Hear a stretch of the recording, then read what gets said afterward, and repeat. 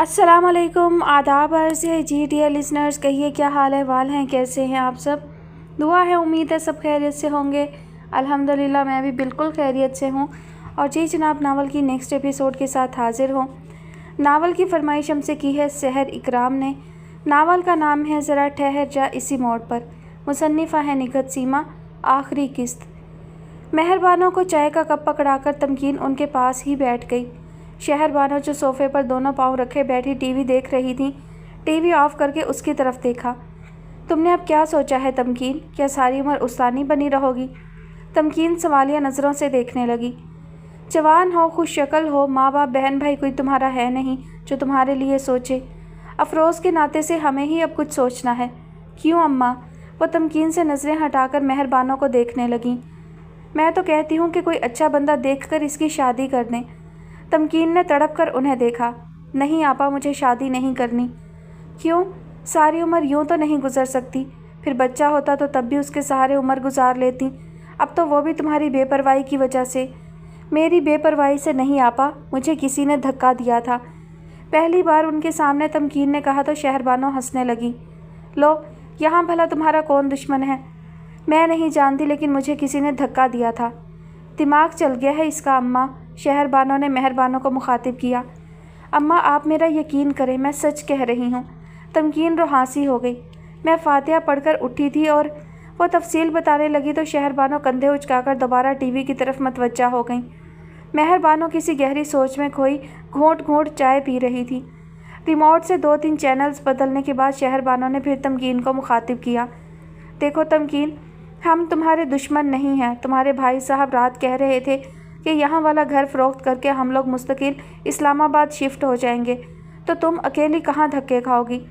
बेहतर है कि जाने से पहले तुम्हारा कोई बंदोबस्त हो जाए। ये घर, मगर ये घर तो अफरोज़ का है और उन्होंने तो तुम्हारा कितना हक़ है अफरोज़ के घर पर। औलाद तो तुम्हारी है नहीं, जो हिस्सा तुम्हारा बनेगा वो तुम ले लेना। नादिर तो कई लोगों से बातचीत कर रहे हैं, यहाँ अच्छी कीमत मिल जाएगी। इस इलाके का सबसे खूबसूरत घर है। शहरबानो ने बेपरवाही से कहते हुए उसकी तरफ देखा जो जर्द होते चेहरे के साथ उन्हें देख रही थी। नहीं नादिर भाई, इस घर को फ़रोख्त नहीं कर सकते। मैं इसे फ़रोख्त नहीं करने दूंगी। शहरबानो तंज़िया अंदाज में हंस दी, जैसे कह रही हो तुम कमज़ोर लाचार औरत क्या कर सकती हो। ये घर अफरोज़ ने मेरे नाम कर दिया था। उसने आधा कप चाय पीकर कप वहीं छोटी टेबल पर रख दिया था और खड़ी हो गई थी। मैं यहीं रहूँगी, बुआ को बुलवा लूँगी, आपने जाना है तो चली जाएं। अरे बीबी, किस ख्याल में हो। नादिर ने तो सौदा भी कर लिया है मकान का। वो फिर हंसी थी। और यह मकान तुम्हारे नाम से ऐसे धोखे में नहीं आने वाले हम। उस बेचारे को भला बीमारी ने मोहलत ही कहाँ दी। सेरा बांधते ही तुम्हारी नहूसत पड़ गई उस पर। तमकीन बिना कुछ कहे सीढ़ियों की तरफ पड़ गई। बुआ सही कहती थी, ये लोग तुम्हारे हमदर्द नहीं हैं। और आपा ने कैसे आंखें माथे पर रख ली हैं। मैं ये घर फ़रोख्त नहीं होने दूंगी। वो आंसू पोंछते हुए तेज़ी से सीढ़ियाँ चढ़ने लगी। तमकीन को किसने धक्का दिया था शहरबानो, उसके जाते ही मेहरबानों ने पूछा। लो, मुझे क्या पता। शहरबानो ने नज़रें चुरा लीं। मेरी तरफ देखकर बात करो शहरबानो। मेहरबानो उसकी तरफ संजीदगी से देख रही थी। ओहो अम्मा, मैं कोई वली अल्लाह हूँ और फिर उसका तो दिमाग ख़राब हो गया है। अफरोज़ और बच्चे की मौत ने नीम पागल कर दिया है। वो पागल नहीं है शहरबानो, नादिर ने धक्का दिया है उसे। लो, उसे भला क्या ज़रूरत थी धक्का देने की। शहरबानो ने किसी कदर बुलंद आवाज़ में कहा और फिर फ़ौरन ही आवाज़ आहिस्ता कर ली। और आप ख्वामखा गलत सलत अंदाज़े ना लगाएं। मैं गलत सलत अंदाज़े नहीं लगा रही शहरबानो। क्या करना है इतनी दौलत इकट्ठी करके। औलाद तुम्हारी है नहीं और तुम्हारी हवस का पेट भरता ही नहीं है। ये दौलत तुम्हें ही ले डूबेगी एक रोज़।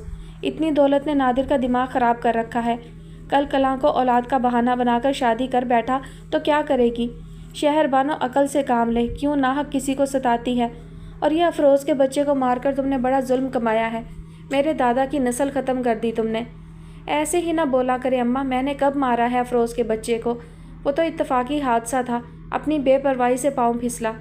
सब जानती हूँ मैं, मुझे ना बता। और जितना हासिल कर लिया है उसी पर कनात कर ले, मज़ीद का लालच ना कर। और हाय शहरबानो, कैसा पत्थर सा कलेजा है तेरा। कैसे तूने उस मासूम बच्चे को मारने का। बस अम्मा। शहरबानो ने दायां हाथ ज़रा सा ऊपर उठाया। अब मज़ीद इस बात को मत दोहराना। मैंने कह दिया ना कि हमने किसी बच्चे को नहीं मारा तो नहीं मारा। मेहरबानो ने बहुत दुख और बेबसी से उसे देखा और शहरबानो तमस्कर से अपना कारनामा भूल गई हो क्या जो आपने अफरोज़ के अब्बा के। मैंने मेहरबानो खड़ी हो गई।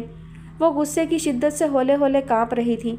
वो तुम थी और नादिर खान, तुमने ही उकसाया था मुझे। और फिर छोड़ो अम्मा, आप ऐसी काकी या दूध पीती बच्ची नहीं थी कि हमारे कहने पर किसी को कत्ल करने का सामा करती।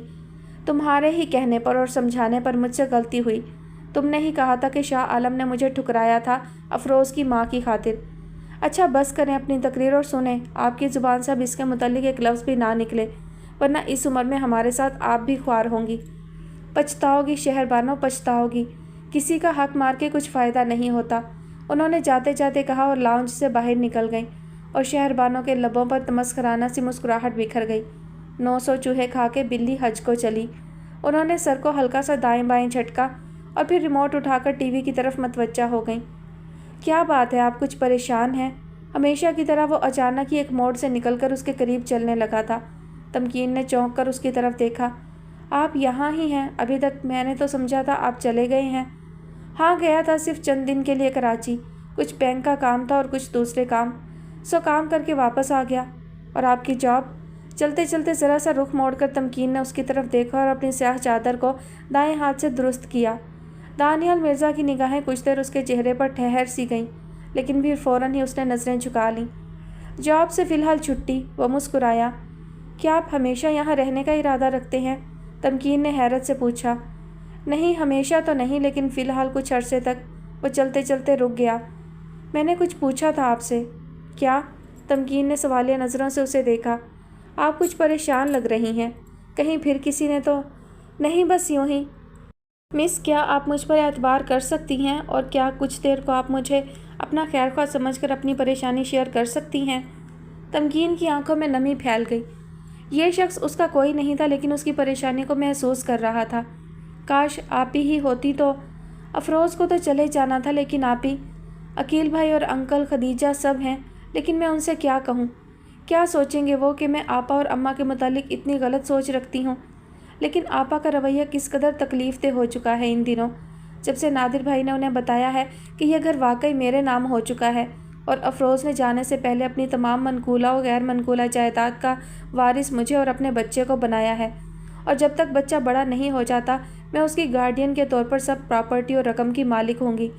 और नादिर खान को यह सब मालूमात अफरोज़ के वकील से हुई हैं। आपा तो तब से उठते बैठते तंज करने लगी हैं।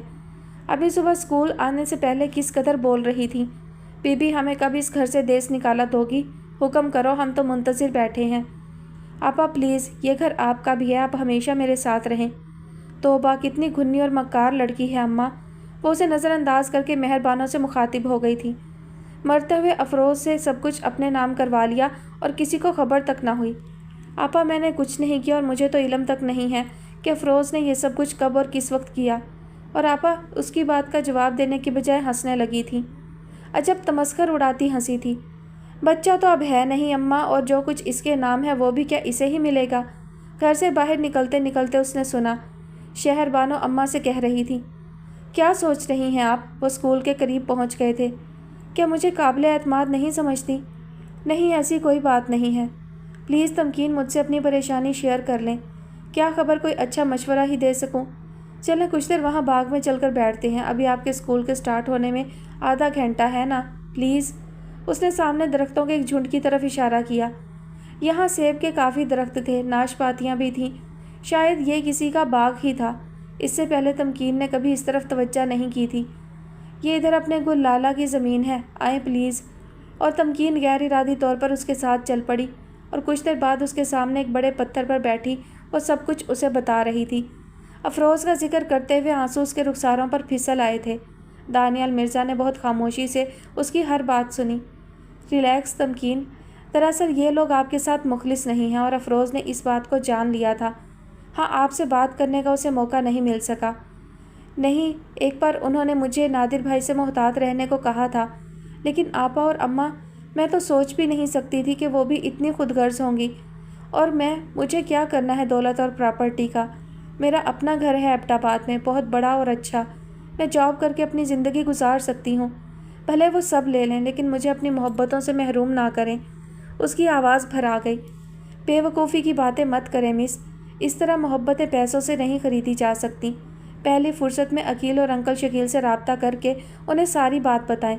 مجھے ڈر ہے کہیں وہ لوگ آپ کو نقصان پہنچانے کی کوشش نہ کریں، اور اب میں پورے یقین سے کہہ سکتا ہوں کہ پہاڑی سے آپ کو دھکا دینا اور آپ کے پیچھے کسی کو بھیج کر آپ کو خوفزدہ کرنا بھی ان کی سازش ہے، بلکہ جیپ میں بھی گڑبڑ انہوں نے ہی کی ہوگی۔ میرا اپنا تو اس دنیا میں کوئی بھی نہیں ہے، اور افروز کے حوالے سے جو رشتے بنے تھے میں ہمیشہ ان رشتوں کے ساتھ رہنا چاہتی ہوں۔ اس نے جیسے دانیال کی بات سنی ہی نہ تھی۔ زندگی ایسے نہیں گزرتی۔ چلیں اٹھیں، اس وقت اسکول جائیں، ٹائم ہو گیا ہے، اور ابھی لوگوں کی اس طرف آمد و رفت بھی شروع ہو جائے گی، سو پھر بات کریں گے، لیکن پلیز گھر جاتے ہی عقیل سے بات کریں، وہ پورا خاندان آپ کا خیر خواہ اور ہمدرد ہے۔ افروز کو ان پر ٹرسٹ تھا، اس لیے تو افروز نے انہی کے سپرد سب کچھ کیا ہے۔ تمکین سر ہلا کر کھڑی ہو گئی تھی۔ اسکول کے احاطے کے پاس پہنچ کر دانیال نے آہستگی سے کہا، آپ بالکل بھی پریشان نہ ہو تمکین، میں تو صرف آپ کی ہی خاطر یہاں رکا ہوا ہوں۔ وہ اپنی بات کر کے رکا نہیں تھا اور لمبے لمبے ڈگ بھرتا ہوا سڑک کا موڑ مڑ گیا تو تمکین نے چونک کر گیٹ کے اندر قدم رکھا۔ یہ اس نے ایسا کیوں کہا کہ میری خاطر؟ ازحد حیران سی وہ اس کے جملے کے معنی اخذ کرتی ہوئی ہیڈ مسٹریس کے آفس کی طرف بڑھ گئی، جو ان 2 ٹیچرز کا سٹاف روم بھی تھا۔ یہاں دستخط کر دو، ایک سٹامپ پیپر تمکین کے سامنے رکھتے ہوئے نادر خان نے کہا، تو تمکین نے جو نادر خان کے یوں اچانک کمرے میں آ جانے پر حیران سی اسے دیکھ رہی تھی، سٹامپ پیپر ہاتھ میں لیتے ہوئے پوچھا، یہ کیا ہے؟ مختار نامہ ہے، نادر خان نے اس کے سامنے بیٹھتے ہوئے جواب دیا۔ کیسا مختار نامہ؟ دیکھو، مارکیٹ اور دکانوں کے کرائے پراپرٹی کی خرید و فروخت کے لیے تم نے تو نہیں جانا، یہ کام کسی مرد نے ہی کرنا ہے، اور چونکہ پہلے بھی سب میں ہی سنبھال رہا ہوں اور اب بھی مجھے ہی کرنا ہے سب۔ سوری، تمکین نے سٹامپ پیپر جس پر ابھی کچھ لکھا نہیں گیا تھا اس کی طرف بڑھا دیا۔ میرے خیال میں اس کی ضرورت نہیں ہے، افروز نے سب طے کر کے اپنے وکیل کو بتا دیا تھا، آپ ان سے پوچھ سکتے ہیں، انکل شکیل کو انہوں نے میرا مختار بنایا ہے۔ اوہ اچھا۔ نادر خان نے سٹامپ پیپر اس کے ہاتھ سے لیتے ہوئے بمشکل اپنی ناگواری کو چھپایا۔ میں افروز کو اتنا بے وقوف نہیں سمجھتا تھا کہ بہنوئی کے بجائے رشتے کے ماموں پر زیادہ بھروسہ کرے گا۔ یہ تو وہی بہتر سمجھتے تھے کہ انہوں نے آپ کے مقابلے میں انکل کو کیوں ترجیح دی۔ تمکین بہت کانفیڈنس سے بات کر رہی تھی اور اس کانفیڈنس کے پیچھے عقیل اور انکل شکیل کا سہارا تھا۔ 2 دن قبل ہی دانیال نے اس کی عقیل سے بات کروائی تھی۔ اس کا اپنا فون کہیں غائب ہو گیا تھا، بہت ڈھونڈنے پر بھی نہیں ملا۔ اسکول میں کسی بچے نے پرس سے نکال لیا ہوگا، اب گھر میں کہاں ڈھونڈتی پھر رہی ہو؟ آپا بیگم نے اس کے پوچھنے پر جواب دیا تو وہ خاموش ہو گئی تھی، اور جب دانیال نے صبح اسکول جاتے ہوئے اس سے پوچھا کہ اس نے عقیل کو فون کیا یا نہیں تو اس نے اپنا فون گم ہونے کا بتایا۔ تب دانیال نے عقیل سے اس کی بات کروائی تھی۔ عقیل اور انکل شکیل اپنے کام کے سلسلے میں کراچی میں تھے، تاہم انہوں نے اسے ہر طرح کی تسلی دی تھی اور اپنا خیال رکھنے کو کہا تھا۔ انکل شکیل نے کہا تھا کہ ایبٹ آباد واپس آتے ہی وہ پھلکوٹ آ کر اماں اور آپا سے بات کریں گے اور بوا کو بھی اس کے پاس چھوڑ جائیں گے، تاہم حتمی فیصلہ وہاں آ کر ہی کیا جائے گا کہ تمکین کو وہاں رہنے دیا جائے یا ایبٹ آباد لے آئیں۔ افروز بہت نادان اور سیدھا سادہ تھا، لوگوں کے مکر و فریب سے نہ آشنا، اسے بندوں کی پہچان نہیں تھی۔ نادر خان کی نظریں مسلسل تمکین کو اپنے حصار میں لیے ہوئے تھیں۔ عقیل بھائی اور انکل شکیل کو میں بچپن سے جانتی ہوں۔ تمکین کھڑی ہو گئی۔ ارے بیٹھو، کہاں جا رہی ہو؟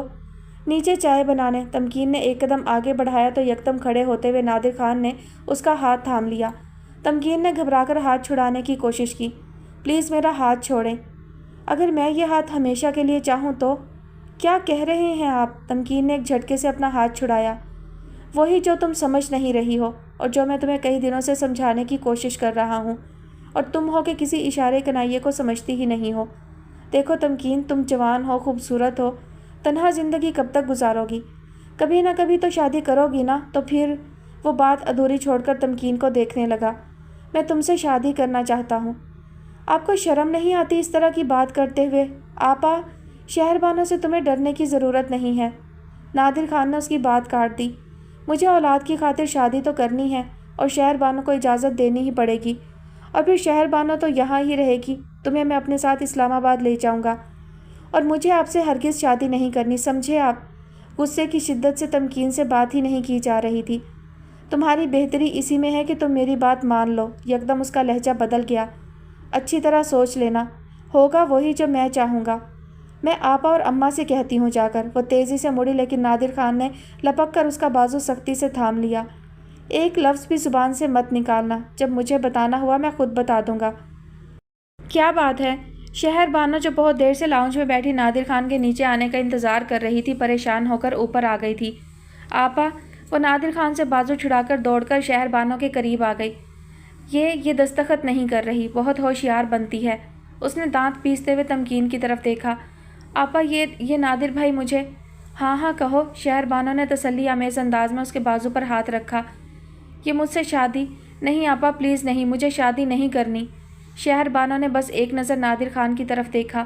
لمحہ بھر کے لیے نادر خان گھبرایا لیکن پھر فوراً ہی ڈٹائی سے بولا، ہاں تو اس میں کیا برائی ہے؟ 4 شادیوں کی اجازت ہے مذہب میں، اور پھر میرے پاس تو جواز بھی ہے، اولاد کی کسے خواہش نہیں ہوتی۔ اور پھر شہر بانو… وہ دائیں آنکھ کا کونا دبا کر مسکرایا، تم سمجھو نا کہ…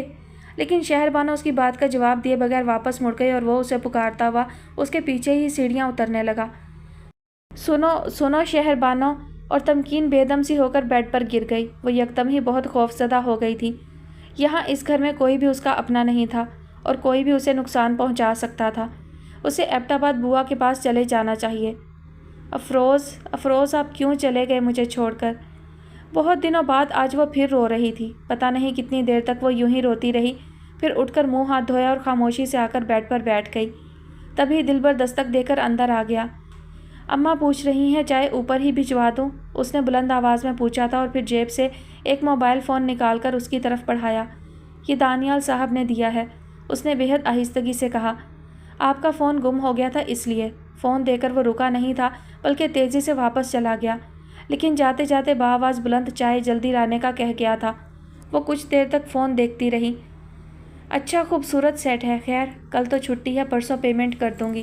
اس نے فون تکیے کے نیچے رکھ دیا۔ ایک لمحے کے لیے خیال آیا کہ دانیال کو فون کر کے اس کا شکریہ ادا کر دے۔ اس نے اپنا نمبر اس میں سیو کر دیا تھا، لیکن پھر سوچا کہ منڈے کو ہی شکریہ ادا کر دے گی۔ عجیب آدمی ہے۔ اس کے لبوں پر مدھم سی مسکراہٹ نمودار ہو کر معدوم ہو گئی۔ بغیر کسی تعلق اور رشتے کے خواہ میں اس کا محافظ بن بیٹھا ہے۔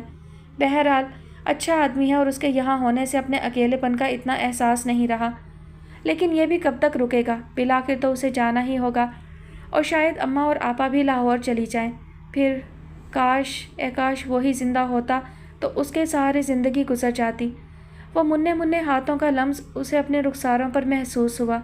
تصور میں پیارا سا بچہ کلکاریاں مارنے لگا تو وہ مضطرب سی ہو کر ٹیرس پر آ گئی اور نیچے آتے جاتے لوگوں کو دیکھنے لگی۔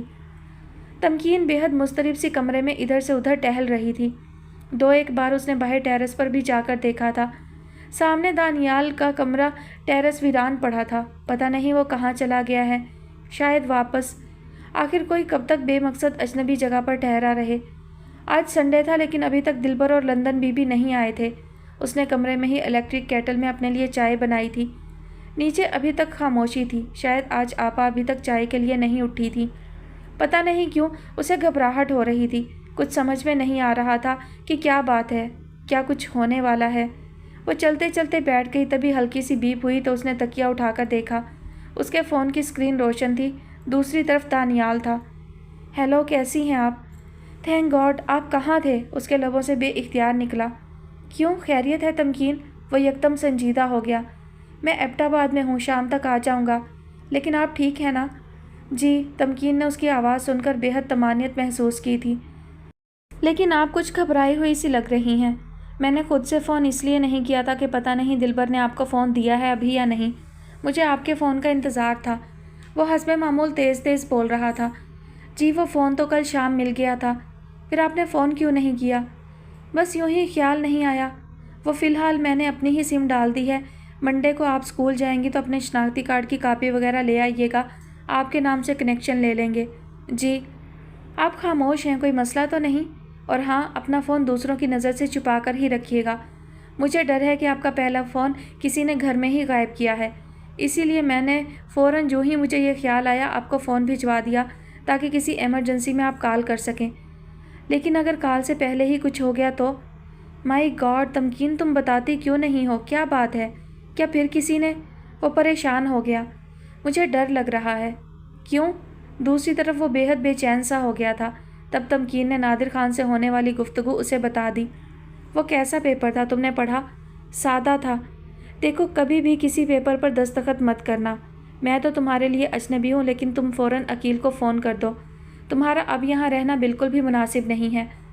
میں نے انہیں فون کیا تھا لیکن شاید انہیں چند دن لگ جائیں گے یہاں آنے میں، اس لیے میں نے انہیں پریشان کرنا مناسب نہیں سمجھا۔ تو تم ایسا کرو، منڈے کو اسکول جانے کے لیے نکلو تو اپنی بے حد ضروری چیزیں ایک بیگ میں ڈال کر ساتھ لے لینا، میں تمہیں ایبٹ آباد پہنچا دوں گا۔ لیکن میں یہاں رہنا چاہتی ہوں، اس گھر میں جہاں افروز کے ساتھ بے وقوف لڑکی تم سمجھ نہیں رہی ہو۔ دستخط کروانے کے لیے وہ تمہیں نقصان بھی پہنچا سکتے ہیں۔ یہ گھر تمہارا ہے اور تم سے کوئی نہیں لے سکے گا، لیکن اس وقت تمہیں وہاں نہیں رہنا چاہیے۔ تو ٹھیک ہے، پھر میں آج ہی ایبٹ آباد آ جاتی ہوں، یہاں سے گاڑی جاتی تو ہے۔ اوکے، کوئی مسئلہ ہوا تو فون کر دینا، ٹیک کیئر۔ فون آف کر کے تمکین نے میٹرس کے نیچے رکھا اور فوراً چند جوڑے کپڑے اور ضروری اشیاء وغیرہ ایک بڑے بیگ میں ڈالے اور بیگ کو بیڈ کے نیچے رکھ کر وہ سیڑھیوں کی طرف بڑھ گئی۔ خلاف معمول شہر بانو لاؤنج میں نہیں تھی، وہ مہر بانو کے کمرے کی طرف بڑھ گئی۔ دروازہ کھلا تھا۔ شہر بانو سامنے ہی صوفہ چیئر پر دونوں پاؤں رکھے بیٹھی تھی، جبکہ مہر بانو کہہ رہی تھی کہ میں نے تو تمہیں پہلے ہی کہا تھا۔ اس نے دونوں کو سلام کیا اور مہر بانو کی طرف دیکھا۔ اماں، میں کچھ دنوں کے لیے ایبٹ آباد جا رہی ہوں، بوا کے لیے دل اداس ہو رہا ہے۔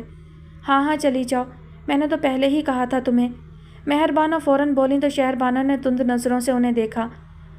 دل پر آتا ہے تو اسے ساتھ لے جاؤ، مہر بانو نے شہر بانو کی نظروں کی تیزی کو اگنور کرتے ہوئے کہا تو شہر بانو فوراً بولی، دلبر اور لندن بی بی چھٹی پر ہیں آج، اور تمکین تم ناشتہ بنا لو، لیکن پہلے چائے، میں نے ابھی تک چائے بھی نہیں پی۔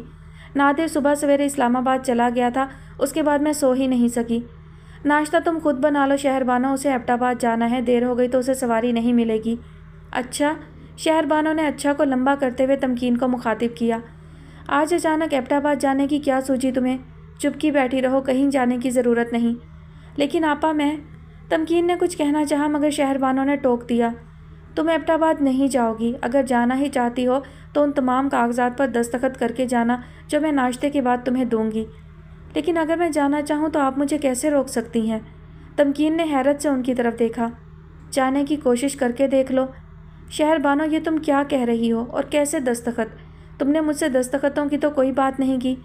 اماں آپ چپ رہیں، ضروری نہیں کہ ہر بات آپ سے کی جائے۔ شہر بانو تم کیا کر رہی ہو؟ میں نے تمہیں سمجھایا بھی تھا۔ او ہو اماں، آپ چپ نہیں رہ سکتی، میں جانتی ہوں مجھے کیا کرنا ہے۔ اور تمکین تم یہاں کھڑی کیا کر رہی ہو؟ جاؤ جا کر ناشتہ بناؤ۔ تمکین نے ایک نظر انہیں دیکھا اور باہر نکل آئی۔ کچن کی طرف جانے سے پہلے وہ انٹرنس کی طرف گئی، گیٹ پر بڑا سا تالا لگا تھا۔ ایک گہری سانس لے کر وہ کچن کی طرف بڑھ گئی۔ ایک اطمینان بہرحال اسے تھا کہ اس کے پاس فون ہے اور وہ ابھی عقیل کو اور دانیال کو فون کر سکتی ہے۔ اس نے خاموشی سے چائے اور ناشتہ تیار کر کے شہر بانو اور اماں کے سامنے رکھ دیا۔ اسے مہر بانو افسردہ سی لگی تھی لیکن وہ وہاں رکی نہیں تھی۔ سنو، ٹی وی پر فائل پڑی ہے، لیتی جاؤ اور جہاں جہاں نشان لگے ہیں دستخط کر دو۔ شہر بانو نے اسے روکا۔ اگر میں دستخط نہ کروں تو؟ تمکین نے مڑ کر انہیں دیکھا۔ تو شہر بانو مسکرائی۔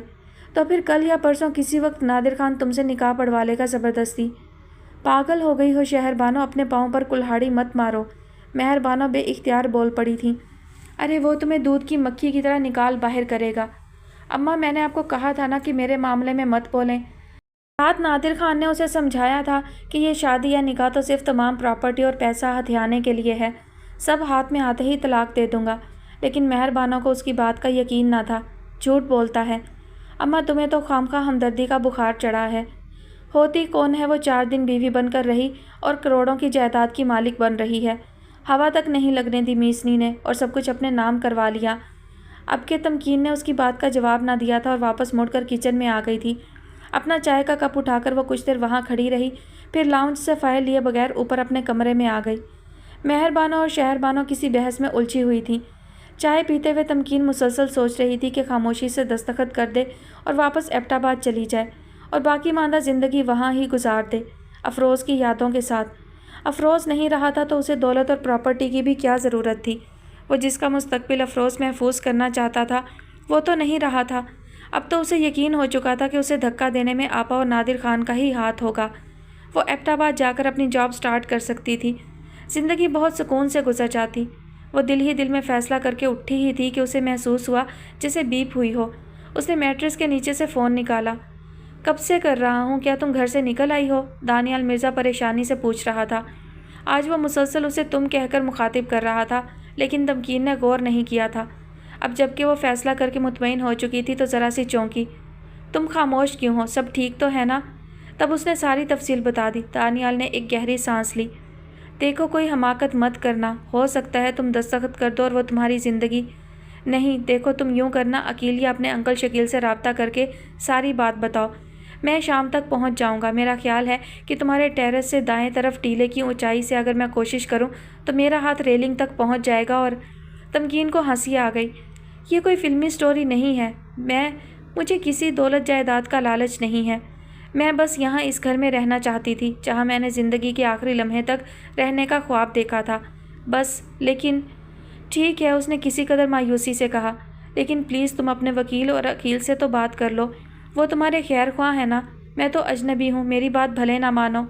لہجے کی ناراضی نے ایک لمحے کے لیے تمکین کو حیران کیا، لیکن دوسرے ہی لمحے وہ نارمل انداز میں کہہ رہی تھی، آپ پلیز میری خاطر اپنا کام ادھورا چھوڑ کر مت آئیں۔ میرے خیال میں جب میں ان کا مطالبہ پورا کر دوں گی تو پھر میرے لیے کوئی خطرہ نہیں ہے۔ پھر بھی خطرہ رہے گا، بلکہ زیادہ خطرہ ہے، وہ چنچلایا۔ ان لالچی لوگوں کو دینے کے بجائے بہتر ہے کہ تم سب کچھ ایدھی کو ڈونیٹ کر دو، کسی کا بھلا ہو جائے گا۔ ہاں اگر یہ سب کچھ میرے پاس رہتا تو ایسا ہی کرتی۔ اوکے، آپ کا شکریہ، آپ نے اتنا خیال رکھا۔ ویلکم، اس نے یکدم ہی کسی قدر غصے سے کہہ کر فون بند کر دیا تو تمکین کے لبوں پر ایک مدھم سی مسکراہٹ نمودار ہو کر غائب ہو گئی۔ عجیب آدمی ہے، بغیر کسی تعلق اور رشتے کے خواہی۔ اس نے فون اور چارجر اٹھا کر وارڈروب میں کچھ کپڑوں کے نیچے رکھا اور سائڈ ٹیبل سے ایک کتاب اٹھا کر پڑھنے لگی۔ بظاہر وہ مطمئن سی تھی، لیکن اندر کہیں اضطراب تھا جس کی وجہ سے وہ پوری توجہ سے پڑھ نہیں پا رہی تھی۔ اس نے کتاب ایک طرف رکھ دی اور افروز سے شادی کے پہلے روز سے لے کر اب تک کے سارے واقعات دل ہی دل میں دہرانے لگی۔ کبھی اس کی آنکھیں چمکتی، لبوں پر مسکراہٹ بکھرتی، اور کبھی وہ بے حد اداس ہو جاتی اور آنکھیں نم ہو جاتی۔ یوں ہی سوچتے سوچتے نہ جانے کتنا وقت گزر گیا، اسے احساس ہی نہ ہوا۔ چونکہ تو اس وقت جب شہر بانو دروازہ کھول کر اندر داخل ہوئیں، اس کے ہاتھ میں فائل تھی۔ تمکین نے آنکھیں کھول کر اسے دیکھا۔ رکھتے آپا، میں دستخط کر دوں گی۔ شہر بانو کی آنکھوں میں پہلے حیرت اور پھر چمک سی پیدا ہو گئی۔ انہوں نے فائل سائڈ ٹیبل پر رکھ دی۔ پتہ نہیں لوگوں کو دولت کی اتنی ہوس کیوں ہوتی ہے۔ اسے عمر بن عبدالعزیز کا واقعہ یاد آ رہا تھا جو اس نے شاید کورس کی کسی کتاب میں پڑھا تھا، جب انہوں نے اموی عمرہ سے کہا تھا کہ جب پیٹ کی بھوک مٹھی بھر بھنے ہوئے چنوں سے مٹ سکتی ہے تو پھر لوگوں کی املاک چھین کر جہنم کی آگ سے پیٹ کیوں بھرتے ہو؟ تمکین نے سوچا۔ تمہارا موبائل ملا؟ شہر بانو نے پوچھا تو تمکین نے نفی میں سر ہلا دیا۔ وہ اس وقت اس عورت سے بات نہیں کرنا چاہتی تھی، یکا یک اس کے اندر اذیت کی لہریں سی اٹھنے لگی تھیں۔ تو پھر اپنا چارجر دے دو، میرا مل نہیں رہا۔ تمکین نے بنا بولے دراز سے چارجر نکال کر اس کی طرف بڑھا دیا تھا۔ 2 دن تک شاید نادر آ جائیں تو پھر تم ایبٹ آباد چلی جانا۔ چارجر ہاتھ میں لے کر شہر بانو نے تمکین کی طرف دیکھا، لیکن تمکین ان کی طرف نہیں دیکھ رہی تھی، اس کی نظریں اپنے ہاتھوں پر تھیں۔ تمہیں کوئی اچھا لڑکا مل سکتا ہے اور تم اپنی زندگی نئے سرے سے شروع کر سکتی ہو۔ نادر کے ساتھ شادی کر کے اگر تم یہ سمجھ رہی ہو کہ یہاں اس گھر میں رہ سکتی ہو تو یہ تمہاری غلط فہمی ہوگی۔ نادر، خیر تم خود عقل مند ہو اور یہ تمہارے فیصلے سے پتہ چل رہا ہے۔ انہوں نے ایک گہری نظر تمکین پر ڈال کر کچھ کھوجنے کی کوشش کی، لیکن تمکین کا چہرہ سپاٹ تھا اور وہ بددستور اپنے ہاتھوں کو دیکھ رہی تھی۔ شہر بانو کچھ دیر اسے خاموش نظروں سے دیکھتی رہی، پھر واپس مڑی۔ کیا تمکین سچ مچ اس فائل پر دستخط کر دے گی؟ پڑھی لکھی ہے، ہوشیار اور چالاک، اور فرض کیا وہ سب کاغذات پر دستخط کر بھی دیتی ہے اور یہاں سے ہمیشہ کے لیے چلی بھی جاتی ہے، تو کیا وہ جو افروز کے رشتہ دار ہیں، جو اس کا وکیل ہے، وہ کوئی پھڈا تو نہیں ڈالیں گے؟ وہ سیڑھیاں اترتے ہوئے سوچ رہی تھی۔ شکر ہے وہ فتنہ تو دنیا میں آنے سے پہلے ہی ختم ہوا۔ افروز کی جائیداد کا شرعی اور قانونی وارث، اور اگر یہ بھی مر کھپ جائے کہیں تو پھر کون دعوے دار ہوگا اس ساری جائیداد کا؟ اس کے لبوں پر مسکراہٹ نمودار ہوئی۔ اور یوں بھی اماں کہتی ہیں نادر کی نظر ہے اس لڑکی پر، کہیں اپنا گھر نہ اجاڑ بیٹھنا، اور اس نادر کو تو میں دیکھ لوں گی، کنگلا بد نیت میری اور اماں کی دولت پر عیش کر رہا ہے۔ وہ نیچے لاؤنج میں رکنے کی بجائے باہر نکل گئی تھی، لیکن وہ اندر لگا ہوا بڑا سا تالا باہر لگانا نہیں بھولی تھی۔ یہ سفید برف سے ڈھکا پہاڑ ملکہ پربت ہے، افروز اسے بتا رہا تھا، اور وہ ملکہ پربت کو دیکھ رہی تھی۔ اس کی نظریں جھیل کے پانی پر تھیں اور اس کی آنکھیں اس انہونی خوشی سے دمک رہی تھیں جو کسی نئی چیز کی دریافت سے ہوتی ہے۔ افروز، کیا یہاں سچ مچ شہزادہ سیف الملوک آتا ہوگا؟ وہ پوچھ رہی تھی، لیکن افروز اس کی طرف متوجہ نہیں تھا۔ وہ سامنے کسی غیر مرئی نقطے پر نظریں جمائے بیٹھا تھا اور اس کی آنکھیں کسی گہری سوچ میں ڈوبی ہوئی تھیں۔ کیا ہوا ہے؟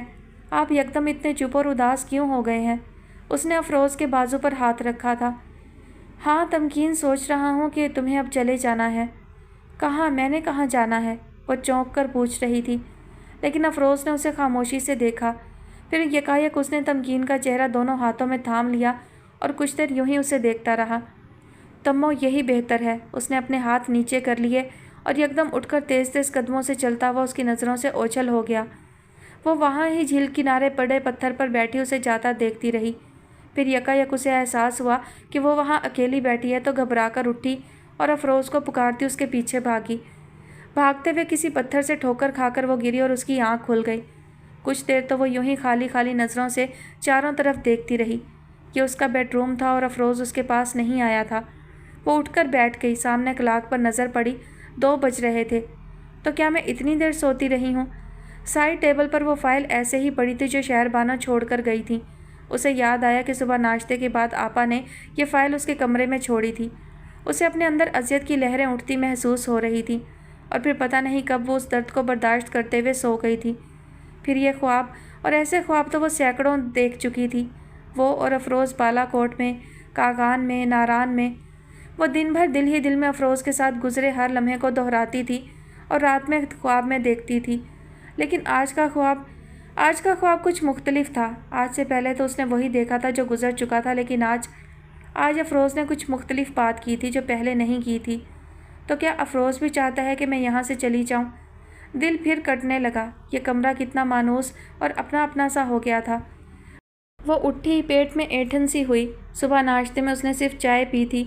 اس نے دروازہ کھولا لیکن پھر رک گئی۔ بات لے کر چینج کر لوں، اور پتہ نہیں آپا نے کچھ پکایا بھی ہے یا نہیں۔ کچھ نہ کچھ تو ہوگا، اس نے خود ہی تردید کی، ورنہ آپا مجھے جگا کر پکانے کے لیے کہتی۔ وارڈروب کھولا تو بیپ کی آواز آ رہی تھی۔ اس نے کپڑے ہٹا کر موبائل نکالا۔ دانیال مرزا کی کال تھی اور نہ جانے پہلے کتنی مس کالز آ چکی تھیں۔ اس نے پھر موبائل وہیں رکھ دیا۔ اس کا ارادہ کال اٹینڈ کرنے کا نہیں تھا۔ اب جب فیصلہ ہو گیا تو پھر کیا؟ بات لے کر وہ نیچے آئی تو آپا حسب معمول صوفے پر پاؤں رکھے بیٹھی تھیں اور ٹی وی آن تھا۔ وہ ان کی طرف دیکھے بغیر کچن کی طرف بڑھی۔ کھانا کھا کر دستخط والی فائل لے آنا۔ کاؤنٹر پر پڑے ڈونگے کا ڈھکن اٹھاتے ہوئے اس نے شہر بانو کو کہتے سنا۔ ڈونگے میں چپلی کباب تھے، ہاٹ پاٹ میں نان پڑے تھے، گویا کھانا وہ باہر سے لائی تھی۔ اس نے فریج کھولا اور رات کا سالن نکال کر گرم کیا اور ٹرے میں سب رکھ کر ڈائننگ ٹیبل پر لے آئی اور بہت اطمینان سے کھانے لگی۔ اس کا اطمینان حیران کن تھا۔ شہر بانو نے 2-3 بار اسے دیکھا، کچھ بے چینی سی ہوئی اور پھر سیدھا ہو کر بیٹھتے ہوئے کہا، رات کے لیے چکن بنا لینا، اماں سے یہ اتنے مرچوں والے کباب بمشکل کھائے گئے۔ تمکین خاموشی سے کھاتی رہی۔ دستخط کر دیے؟ کر دوں گی، تمکین نے ان کی طرف دیکھے بغیر جواب دیا۔ ویسے یہ کس طرح کے کاغذات ہیں اور کس مقصد کے لیے ہیں؟ کھانا کھا کر اس نے شہر بانو سے پوچھا۔ پتہ نہیں، نادر خان ہی جانتا ہے، شہر بانو نے چونک کر جواب دیا۔ تو پھر بھائی صاحب آئیں گے تو تب کر دوں گی دستخط، فی الحال مجھے کچھ سمجھ نہیں آ رہا کہ… تمکین نے بات ادھوری چھوڑ دی۔ بتایا تو تھا تمہیں کہ جہاں دستخط… ٹھیک ہے، تمکین برتن اٹھا کر کچن کی طرف چلی گئی۔ یہ لڑکی، مجھے اس کی کچھ سمجھ نہیں آ رہی ہے۔ شہر بانو نے دانت کچکچائے اور اپنا فون اٹھا کر نادر خان کو فون کرنے لگی۔ تمکین ان کے پاس سے گزر کر اوپر اپنے کمرے میں آ گئی اور ایک بار پھر وہ اپنے کمرے میں موجود ہر چیز کو دیکھ رہی تھی، چھو رہی تھی اور محسوس کر رہی تھی۔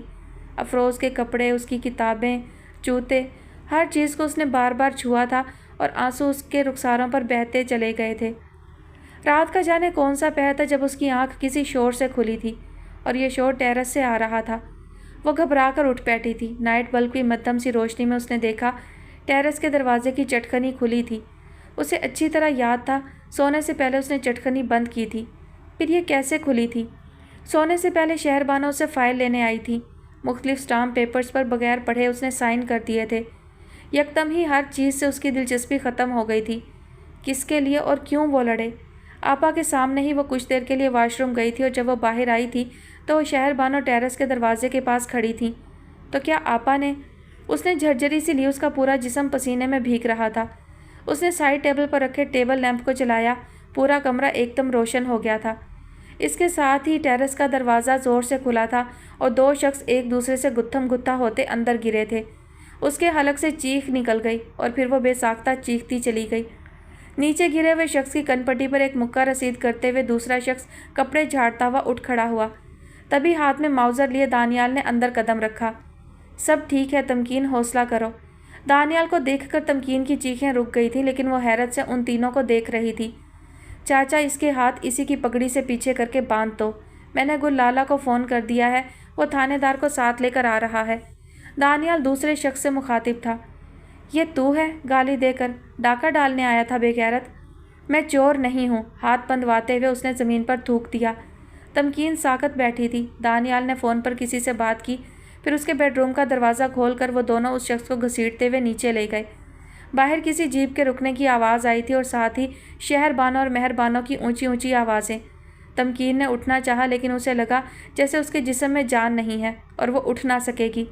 वो वहीं बैठी रही थी। ये दानियाल मिर्ज़ा यहाँ कैसे? मेरे टेरेस पर? और वो शख्स कौन था जिसे वो मार रहे थे? कुछ देर बाद शहरबानों हाँफती काँपती ऊपर आईं। ये क्या था तमकीन? पता नहीं, शायद वो शख्स चोरी की नीयत से आया था और रेस्ट हाउस से किसी ने देख लिया। अब गालिबन वो उसे थाने ले गए हैं। ओह हाँ, अच्छा। वो सोफ़े पर बैठ गई। तमकीन को लगा जैसे वो बहुत घबराई हुई सी हैं। तुमने दरवाज़ा बंद नहीं किया था? पता नहीं, शायद खुला रह गया था। शहरबानों ने उठकर दरवाज़ा लॉक किया। 3 बज रहे हैं, वो जैसे अपने आप से बोली। तुम्हें डर लग रहा है तो नीचे आ जाओ, अम्मा के कमरे में सो जाना। तमकीन खामोशी से उठ खड़ी हुई और शहरबानों के साथ नीचे आ गई। मेहरबानों भी परेशान सी बैठी थी। अब नींद तो क्या आएगी, बहरहाल लेट जाओ। शहरबानों एक नज़र तमकीन पर डालकर अपने कमरे में चली गई। तमकीन ने देखा उनके हाथ हौले हौले लर्ज़ रहे थे। इतना अरसा हो गया यहाँ रहते हुए, पहले तो कभी ऐसा वाक़या नहीं हुआ। अफरोज़ के बाबा के बाद तो हम दोनों माँ बेटी अकेले ही थे, फिर आज। मेहरबानों ने आहिस्ता से कहा। तमकीन, तुम जितनी जल्दी मुमकिन हो यहाँ से चली जाओ। ये शहरबानों और नादिर खान दोनों की आंखों पर दौलत की पट्टी बंधी है। मैं सुबह दरवाज़ा खोल दूँगी जब शहरबानों सो रही होगी।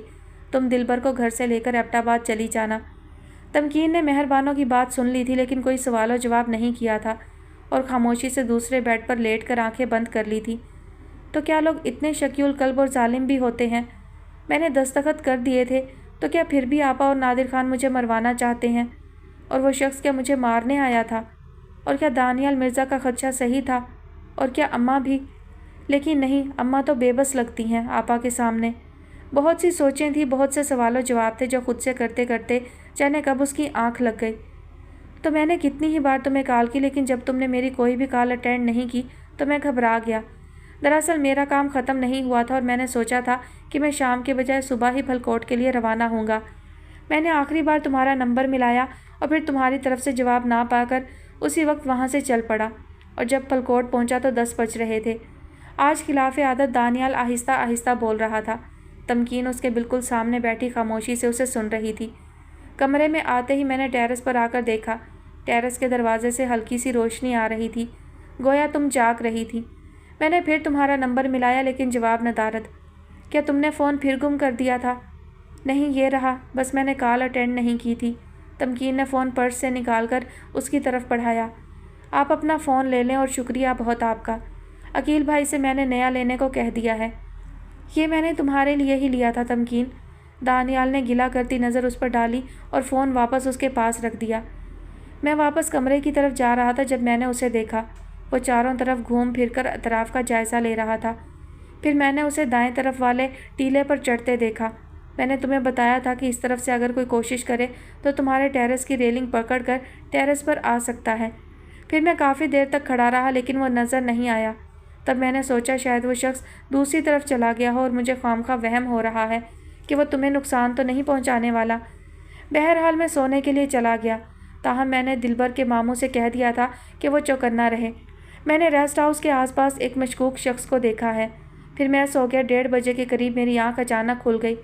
कुछ देर तो मैं लेटा रहा, फिर यूं ही उठकर टेरेस पर आया और मैंने उसे देखा। वो दाएं तरफ से तुम्हारे टेरेस पर चढ़ रहा था। मैंने खान चाचा को साथ लिया और फिर आपका फिल्मी हीरो बनने का शौक़ पूरा हो गया। तमकीन ने उसकी बात काट दी। सच है बीबी, नेकी का ज़माना नहीं। दानियाल ने बुरा सा मुँह बनाया।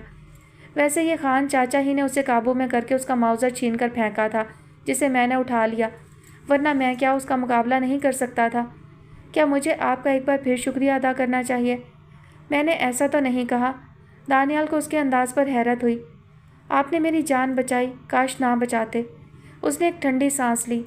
بری بات، زندگی بہت خوبصورت ہے لیکن میرے لیے نہیں۔ زندگی کا سفر تو جاری رہتا ہے تمکین، رک نہیں جاتا، اور کیا پتہ کوئی اور ایسا ہو جو آپ کو افروز کی طرح چاہتا ہو اور آپ کی خوشیوں کا متمنی ہو۔ تمکین نے جیسے اس کی بات سنی ہی نہ ہو، وہ ہولے ہولے کہہ رہی تھی، کیا ایسی دنیا میں جیا جا سکتا ہے جہاں بیوی شوہر کو زہر دے دے، اور شوہر بھی وہ جو چچا زاد بھی ہو، اور پھر ایک سوتیلی بہن اپنے بھائی کی نسل ختم کر دے، اس کی بیوی کو مروانے کی سازش کرے، صرف دولت کے لیے، جو آنی جانی چیز ہے، جو یہاں ہی رہ جائے گی اسی دنیا میں۔ میں جینا نہیں چاہتی، آپ نے مجھے کیوں بچایا؟ تمکین کی آنکھوں سے آنسو بہہ نکلے۔ اس دنیا میں اس سے بھی برا ہوتا ہے، لیکن پھر بھی یہ دنیا رہنے کی قابل جگہ ہے، دانیال نے نرمی سے کہا۔ یہاں ہزاروں اچھے لوگ بھی ہیں، دوسروں کے لیے جان دینے والے، دولت سے محبت نہ کرنے والے، پھر بھی میرا دل نہیں چاہتا جینے کو۔ تمکین، اللہ کی دی ہوئی نعمت کو ٹھکرانے سے اللہ ناراض ہوتا ہے۔ آپ کیا جانے اللہ نے یہ زندگی کیوں دی ہے، کیا مقصد ہے، کیا کام لینا ہے اللہ نے آپ سے؟ آپ ہیں کہ مسلسل فضول باتیں کر رہی ہیں۔ بھلا میری زندگی کس کام کی، کون ہے میرا اس دنیا میں؟ تمکین نے سوچا۔ یہ انکشاف کہ وہ شخص آپا کے کہنے پر اسے مارنے آیا تھا اس کے لیے انتہائی تکلیف دہ تھا۔ اس نے اعتراف کیا تھا کہ شہر بانو نے اس کے قتل کے لیے اسے 10,000 روپے دیے تھے۔ شہر بانو کے خلاف قتل کا مقدمہ چل سکتا ہے، دانیال نے کہا تھا، لیکن اس نے انہیں معاف کر دیا۔ افروز آپ کو آپا کہتا تھا، اس لیے میں آپ کے خلاف کچھ نہیں کر رہی، لیکن آپ میرے بچے کی قاتل ہیں، میں روز محشر اس قتل کا حساب لوں گی۔ اس نے ایبٹ آباد آنے سے پہلے شہر بانو سے کہا تھا۔ مہر بانو نے فائل میں موجود سارے کاغذات جن پر اس نے دستخط کیے تھے پھاڑ دیے تھے اور ممنون نظروں سے اسے دیکھا تھا۔ میں اسے روکتی تھی لیکن وہ بے بسی سے شہر بانو کو دیکھنے لگی تھی جو قہر آلود نظروں سے انہیں دیکھ رہی تھی۔ یہ بات مہر بانو نے ہی بتائی تھی کہ اسے دھکا نادر خان نے دیا تھا، اور اس سے پہلے شہر بانو نے مختلف دوائیاں اس کے دودھ اور چائے میں ملائی تھی کہ وہ بچہ دنیا میں نہ آ سکے۔ وہ بے حد نادم اور شرمندہ تھی اور اس کی ممنون بھی۔ پتہ نہیں اللہ مجھے میرے گناہ پر معاف بھی کرے گا یا نہیں، تم میرے لیے دعا کرنا۔ مہر بانو نے کتنی ہی بار اس سے اپنی بیٹی کے کیے کی معافی مانگی تھی۔ اماں پلیز آپ بار بار ایسا کہہ کے مجھے شرمندہ نہ کریں، اور پھر آپ کی یہ معافی میرے نقصان کی تلافی نہیں کر سکتی۔ مہر بانو کی آنکھوں میں آنسو آ گئے تھے۔ جانتی ہوں شہر بانو کا گناہ اور جرم ناقابل معافی ہے، لیکن ماں ہونا اس لیے، اور وہ انہیں دلاسا دے کر ان کے سامنے سے ہٹ آئی تھی۔ خود انہوں نے بھی تو افروز کے بابا کو زہر دیا تھا، اور یہی وہ بات تھی جو ان کے منشی دلیر خان نے اس روز افروز کو بتائی تھی، اور افروز کو یقین نہیں آیا تھا، لیکن دلیر خان نے بتایا تھا کہ یہ بات خود شاہ عالم نے انہیں بتائی تھی کہ انہیں سلو پوائزن دیا جا رہا ہے۔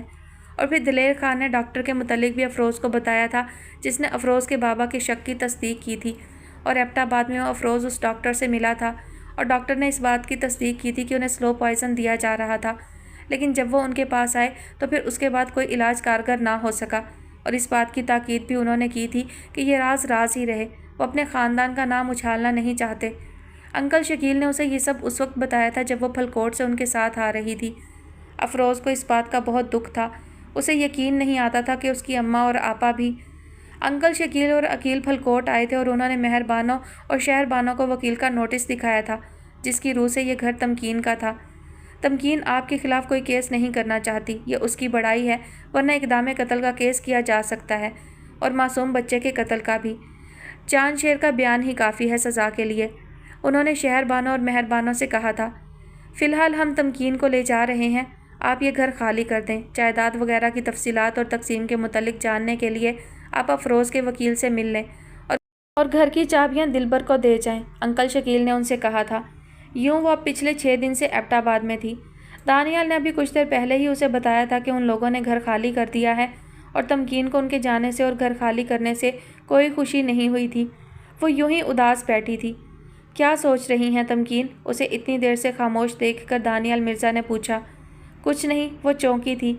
اب آپ نے کیا سوچا ہے، واپس پھلکوٹ جائیں گی یا ایبٹ آباد میں ہی رہیں گی؟ پتہ نہیں، میں نے ابھی کچھ نہیں سوچا، میرے خیال میں تو آپ یہاں ہی رہیں ایبٹ آباد میں۔ کیوں، آپ کو کیا ہے میں جہاں بھی رہوں؟ وہ جب سے پھلکوٹ سے آئی تھی بہت چڑچڑی ہو رہی تھی۔ میرے خیال میں آپ یہاں زیادہ محفوظ ہیں، اس نے برا نہیں منایا۔ لیکن میرے جو دشمن تھے وہ تو چلے گئے ہیں پھر، وہ سوالیہ نظروں سے اسے دیکھنے لگی۔ پھر بھی فی الحال آپ کا وہاں جانا مناسب نہیں ہے۔ آپ کے مشورے کا شکریہ اور پلیز اب میرا پیچھا چھوڑ دیں۔ آپ نے میری مدد کی، میری جان بچائی، اس کے لیے میں آپ کی ممنون ہوں، لیکن مجھے خوامخواہ کی ہمدردی نہیں چاہیے۔ اوکے، وہ یکدم ہی کھڑا ہو گیا تھا۔ چلتا ہوں، مجھے معلوم نہیں تھا کہ میں آپ کو اتنا برا لگتا ہوں۔ سوری، وہ ایک دم شرمندہ سی ہو گئی۔ مجھے شاید اس طرح بات نہیں کرنا چاہیے تھی، لیکن میں… کوئی بات نہیں، وہ مسکرایا۔ میں نے آپ کی بات کا برا نہیں منایا، اجنبی لہجے میں کہتا ہوا وہ جانے کے لیے مڑا۔ ارے بیٹا بیٹھو تو، میں چائے لا رہی تھی۔ بوا نے روکا، لیکن وہ ان کا شکریہ ادا کرتا ہوا ایک نظر اس پر ڈال کر باہر نکل گیا۔ بہت اچھا لڑکا ہے، مخلص اور محبت کرنے والا، بوا نے تمکین کی طرف دیکھتے ہوئے کہا۔ تمکین نے کچھ نہیں کہا تھا، وہ دونوں ہاتھوں میں سر تھامے بیٹھی تھی۔ کیا ہوا بیٹا، طبیعت تو ٹھیک ہے نا؟ بوا نے پریشان ہو کر اس کے کندھے پر ہاتھ رکھا۔ بوا، تمکین نے سر اٹھا کر انہیں دیکھا۔ کیوں ہوا میرے ساتھ ایسا؟ سب مجھے کیوں چھوڑ کر چلے گئے؟ افروز، آپی، ابی جان۔ وہ رونے لگی تو بوا نے اسے ساتھ لگا لیا اور ہولے ہولے تھپکنے لگی، لیکن وہ روئے چلی جا رہی تھی اور لمحہ بلمحہ اس کی آواز بلند ہو رہی تھی۔ کیا پھلکوٹ سے جی بھر گیا ہے جو آپ ایبٹ آباد آ گئے ہیں؟ بس کیا بتائیں تمکین بی بی، پھلکوٹ اب ویران سا لگنے لگا تھا، سو بوریا بستر باندھ کر یہاں آ گئے۔ دانیال مرزا نے تمکین کی بات کا جواب دے کر اسے بیٹھنے کا اشارہ کیا۔ وہ ابھی شکیل انکل کے گھر آئی تھی، اسے عقیل کے ساتھ بینک جانا تھا اور دانیال کو دیکھ کر حیران ہوئی۔ آپ کب آئے یہاں؟ وہ اس کے سامنے والے صوفے پر بیٹھ گئی۔ میں گیا ہی کب تھا، وہ مسکرایا۔ میرا مطلب ہے میں تو تبھی ایبٹ آباد آ گیا تھا جب آپ آئی تھیں۔ کیوں، آپ کو کراچی واپس نہیں جانا؟ ایسے ہی کیسے چلا جاؤں، کوئی امید، کوئی آس کا جگنو تو ہاتھ میں آئے۔ آپ تو کہہ رہے تھے کہ آپ کی تحقیق مکمل ہو چکی ہے۔ کیا کچھ سمجھ میں نہیں آیا آپ کو؟ چلگوزوں کے درخت… کیا بتائیں آپ کو تمکین بی بی، ابھی تو ہم کچھ کہنے کی پوزیشن میں نہیں ہیں۔ تمکین نے الجھی ہوئی نظروں سے اسے دیکھا، تبھی عقیل نے ڈرائنگ روم میں قدم رکھا۔ تم آ گئی ہو تمکین، میں تمہاری طرف ہی آ رہا تھا کہ دانیال آ گیا۔ تمکین کو حیرت ہو رہی تھی کہ صرف پھلکوٹ میں ایک دو ملاقاتوں کے بعد ہی عقیل کی دانیال سے اتنی دوستی ہو گئی تھی کہ دانیال اس کے گھر بھی آنے لگا تھا۔ دانیال یار، تمکین کو بینک میں کچھ کام تھا، مجھے اس کے ساتھ جانا تھا، تم رکو ادھر، چائے وغیرہ پیو، میں کچھ دیر میں آتا ہوں۔ نہیں، کوئی ایسا ضروری کام بھی نہیں ہے عقیل بھائی، ہم کل چلے جائیں گے، آپ انہیں کمپنی دیں۔ ارے تمو یہ… عقیل ہنسا۔ صبح سے شام تک میرے ساتھ ہی ہوتا ہے۔ تمکین نے حیرت سے اسے دیکھا۔ دراصل میں عقیل کو اس کا بزنس سیٹ کرنے میں مدد دے رہا ہوں۔ اچھا، تمکین کو ہنسی آ گئی۔ کیا آپ کا کام ہر ایک کی مدد کرنا ہے؟ تھینک گاڈ، دانیال نے آہستگی سے کہا اور بغور اسے دیکھا۔ وہ آج بہت بہتر اور پرسکون لگ رہی تھی، ورنہ عقیل سے اسے پتہ چلتا رہتا تھا کہ وہ بہت ڈسٹرب اور اپسیٹ ہے، اور اگر ایسا تھا تو بالکل نیچرل تھا۔ یہی سمجھ لیں۔ وہ اس کی طرف دیکھ کر مسکرایا۔ بقول آپ کے خدائی فوجدار۔ عقیل بھائی، آپ کو پتہ ہے کہ وہاں پھلکوٹ میں مجھے اسکول تک بحفاظت پہنچانے کی ذمہ داری انہوں نے از خود ہی لے لی تھی، تمکین نے عقیل کو بتایا۔ یہ تو ساری زندگی… دانیال نے ٹوکا تو عقیل نے بات ادھوری چھوڑ دی۔ تو پھر چلیں؟ ہاں، تمکین بھی اٹھ کھڑی ہوئی۔ اگر آپ اجازت دیں تو میں بحفاظت آپ کو بینک تک پہنچا دوں۔ دانیال کی آنکھوں میں شرارت تھی۔ تم اگر آنا چاہتے ہو ہمارے ساتھ تو آ جاؤ، ورنہ بینک اتنا دور بھی نہیں ہے یہاں سے، 15 منٹ کا ہی راستہ ہے۔ عقیل نے مڑ کر اسے دیکھا۔ تو پھر رب راکھا۔ صوفے کی پشت سے ٹیک لگا کر اس نے ٹانگیں پھیلا لی اور اس کی نظروں نے باہر تک تمکین کا تعقب کیا۔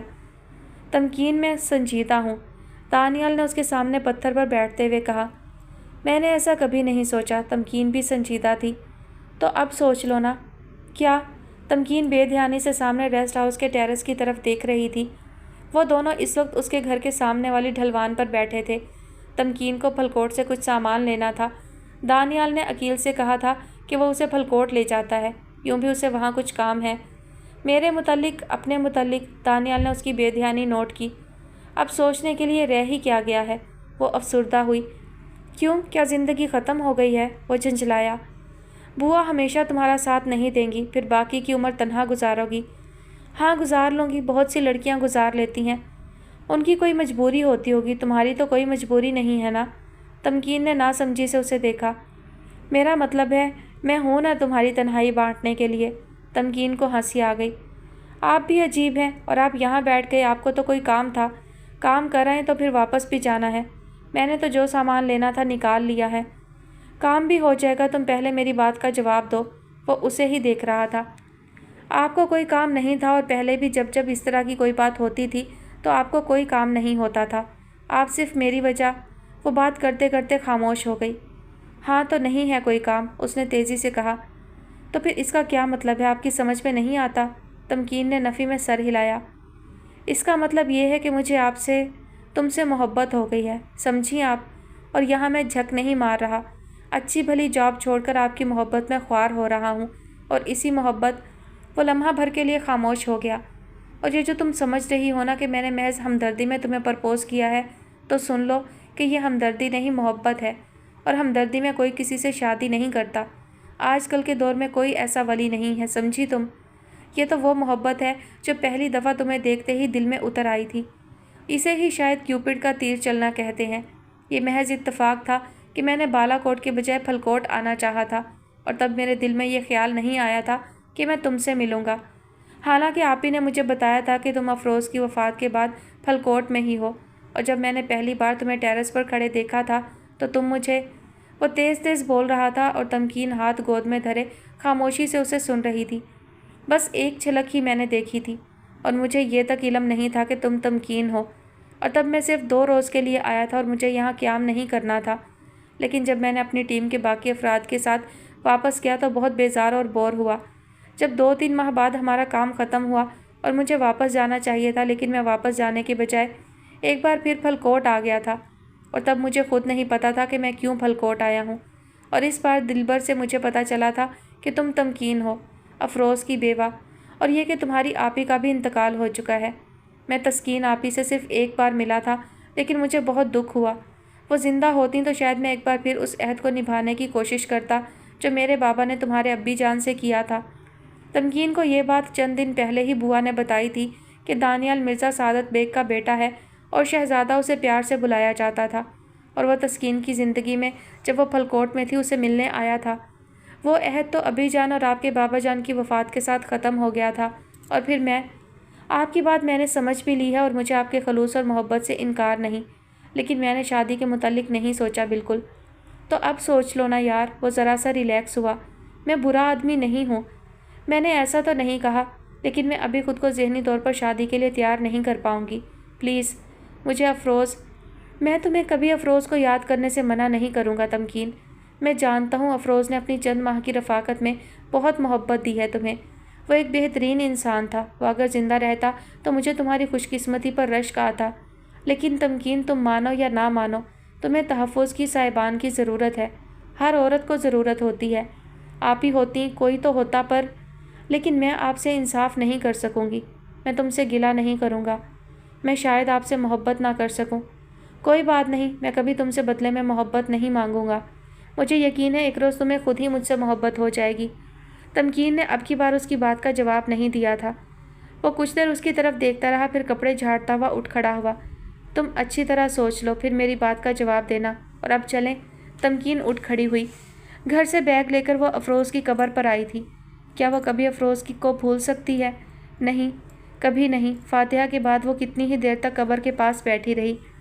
دانیال مرزا پچھلے 2 ماہ سے اشاروں کنائیوں میں کوئی نہ کوئی بات کہتا رہتا تھا، جسے وہ سمجھ کر بھی نظر انداز کر جاتی تھی۔